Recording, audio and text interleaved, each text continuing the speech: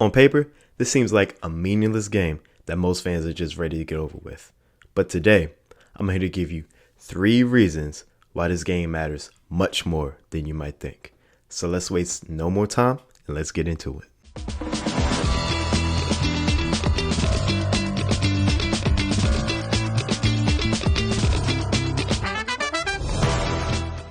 So reason number 1 why this game means much more than you might think is because the Eagles are going to play their backups against us.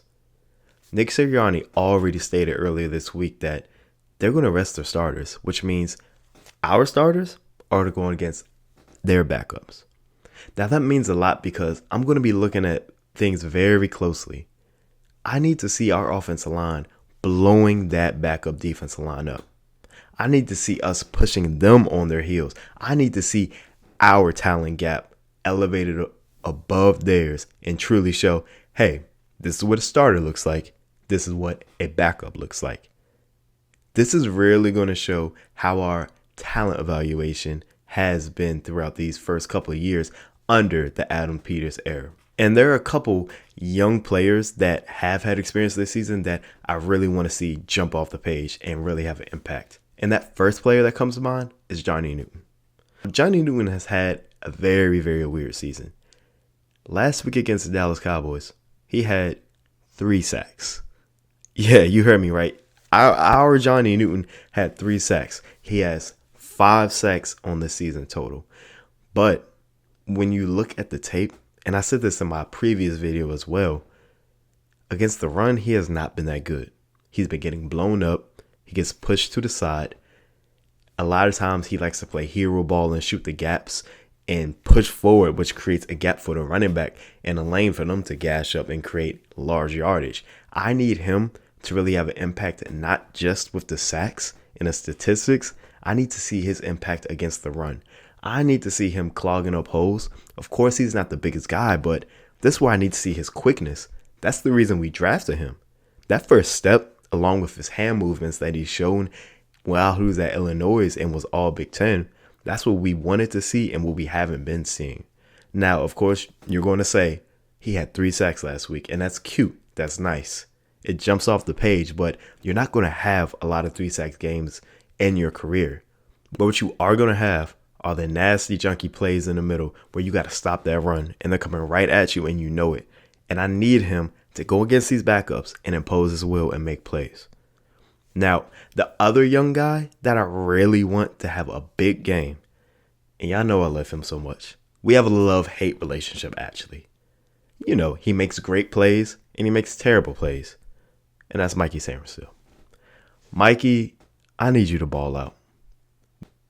Whether you're at nickel or outside, I need you to ball out.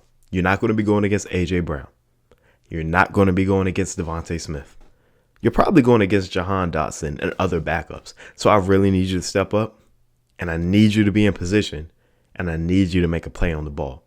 Because that's where he struggles the most is he might be in position, but he's so small against these big star receivers like A.J. Brown or a guy like Devontae Smith that creates so much separation in the air when he's going for the ball. He's not able to make that play. So I really want to see him. I don't even care about the interceptions, but I need to see you there, and I need to see you making pass breakups and an impact on the game. I need to see our young guys that have had experience this season imposing their will and showing that they belong and that these backups can't mess with you. And reason number 2 why this Week 18 matchup is much more important than you think is we need to get the younger guys that haven't had the experience like Mikey and Johnny Newton more playing time. And what I think of first is Kane Madrano. Kane Madrano is our 5th round rookie linebacker out of UCLA. He has 5 tackles on the season. He has 5 tackles on the season. Now, when you see a 5th round pick, most of the time you're not expecting them to jump off the page with these great stats and all this, but you expect more than 5 tackles. Mostly what we've seen of him is kickoff team. He makes most of his tackles on kickoff team, if not all. I don't know if the coaching staff doesn't think he's ready, if he doesn't belong, or if he is just a kickoff team. But now's the perfect time to find out. Throw him in there and let's see what he can do. Now, for a linebacker, he is undersized. He looks like he's built more like a strong safety, honestly. And I think the problem with him is he's built like a strong safety, but he doesn't have that speed of a strong safety. And he plays linebacker where he's smaller and can get caught up in the wash. That happened to him a lot at UCLA, and I think that's why he fell to the 5th round. And maybe that's something that we've seen in practice where we don't think he's ready, but it's week 18, buddy. Ready or not, here we come. It's time. It's time. And the other guy who I want to see more from, he's gotten a little bit of experience this season, but not too much, and that's Ben Sinnott. Ben Sinnott is someone who I had high hopes for this season. I thought he was going to overtake Zach Ertz while Zach Ertz was still healthy. Ben Sinnott in college showed a lot of run after a catch ability. He doesn't get the best separation, but he's a big body guy that's athletic and break tackles. So what I want to see is us make plays for him. I want to see little slant passes to him, or maybe even a screen pass to him, something where we could get him in space and allow him to use his legs and really break these tackles like we want him to do. I want to see those specialized plays for him and see what he can do, because this is year 2 and he's getting outplayed by John Bates. Now that isn't me talking bad about John Bates, because he's one of our best players. He's one heck of a run blocker, but we also need a receiving tight end. And it's time to see if Ben Sinnott can beat that, who only has 9 catches for 111 yards and 1 touchdown this season. Not enough for me.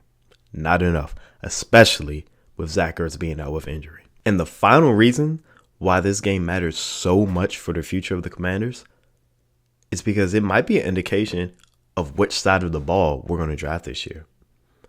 Now, looking at us, we need help everywhere. Whether it's wide receiver, cornerback, linebacker, defensive line, we need help everywhere.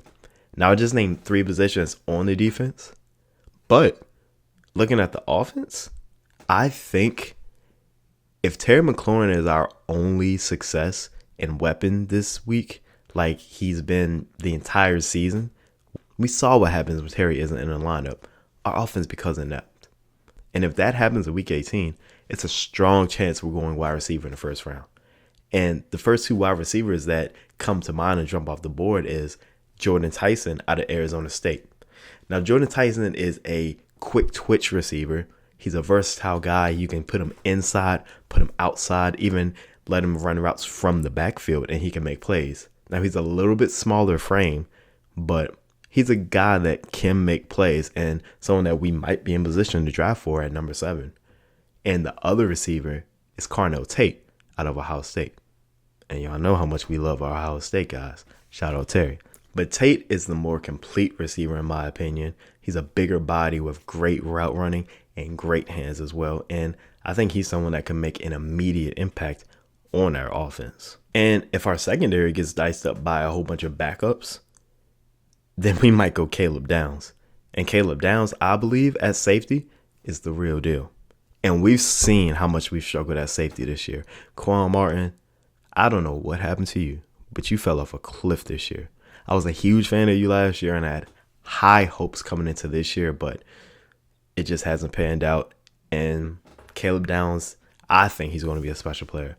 And these past couple seasons, we've seen how important a great safety that you can move around can be to a defense. Just look over at Baltimore, Kyle Hamilton.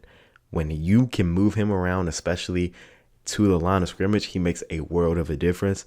And I think that's something that you can do with Caleb Downs, who is just an all-around safety and one of the best talents we've seen in the last couple of years. So tell me in the comments what you think. Does this game matter to you? And what part of this game matters to you the most? Like, comment, subscribe, and I'll see you next time. Take care.